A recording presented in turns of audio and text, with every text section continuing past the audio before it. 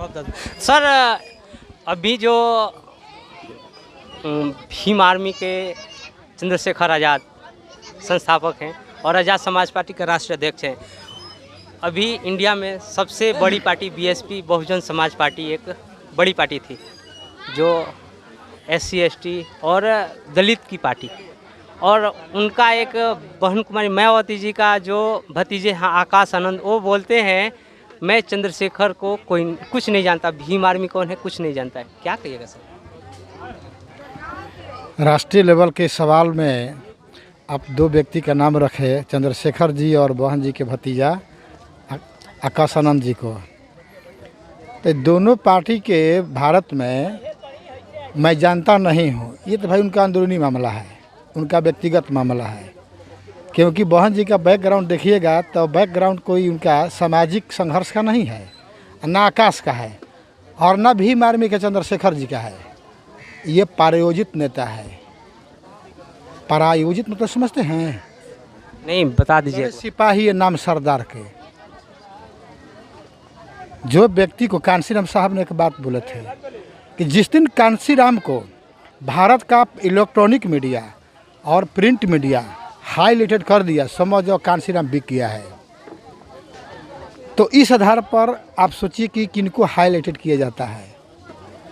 आकाश जी को है कि मैं जानता हूँ, आकाश के क्या है राजनीतिक कैरियर, क्या उनका बैकग्राउंड है राजनीतिक और सामाजिक कैरियर। चंद्रशेखर जी के क्या है? जय भीम बोलते हैं, जय भीम बोलो, जिधर मन करती इधर चलो। ये कैसे संभव हो सकता है? ये तो मामला है कि एक कीचड़ से कीचड़ साफ नहीं हो सकता है। तो वही कहावत वहाँ पर है, एक कीचड़ दूसरे कीचड़ पर आरोप लगा रहा है। कीचड़ को धोने के लिए जल की जरूरत होता है, निर्मल जल की, ऐसा होता है, वो वहाँ है नहीं। इसीलिए मैं इस पर ज़्यादा कुछ नहीं कहना चाहता हूँ। आपका परिचय सर? मेरा नाम हुआ गोरखनाथ पासवान। हम बहुजन मुक्ति पार्टी के बिहार के प्रदेश संगठन सचिव है। यही मेरा परिचय है। लड़ाई जारी है। देश में परिवर्तन का एक क्रांति का सूरज निकला है और उस सूरज का नाम है वामन मेश्राम। वामन मेश्राम दुश्मन को चिन्हित कर लिए हैं और उनके कार्यकर्ता गांव-गांव जाकर इस बात को बता रहे हैं। तो SC ST OBC में जो दलाल भिड़ुए हैं उनका भी बैंड बजने वाला है। बहुत दिन रोटी खा लिया है दलाली का, जान लीजिए। समझते हैं बात को ना? यूनिफॉर्म सिविल कोड आया, किसान का बिल आया, इलेक्ट्रॉनिक वोटिंग मशीन में सारा वोट चोरी हो रहा है। कैसे भगाएंगे बीजेपी को?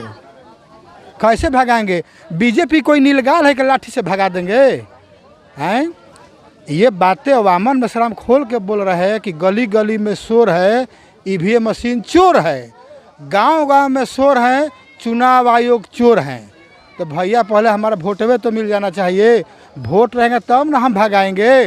वोट तो देते हैं आपको, अब वोट चला जाता है वो ले लेते हैं वहीं से। जी, बीजेपी कांग्रेस ले लेता है और दोनों मिली भगत है। एक सांपनाथ है, एक नागनाथ, तो दोनों मिलजुल कर खेल रहा है। जी, इससे निपटने के लिए भारत में अगर परिवर्तन का अगर दूत हैं तो वामन मेश्राम है।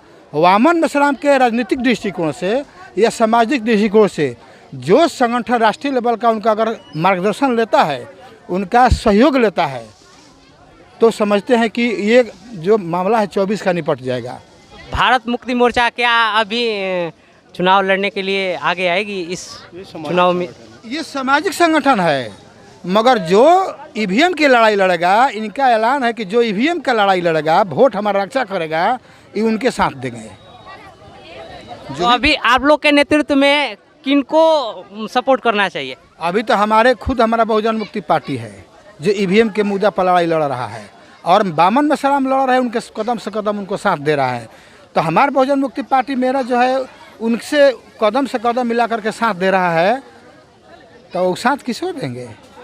जो जितने हमारे समान विचारधारा की पार्टी है। समय बताएगा, अभी चल रहा है। हाँ।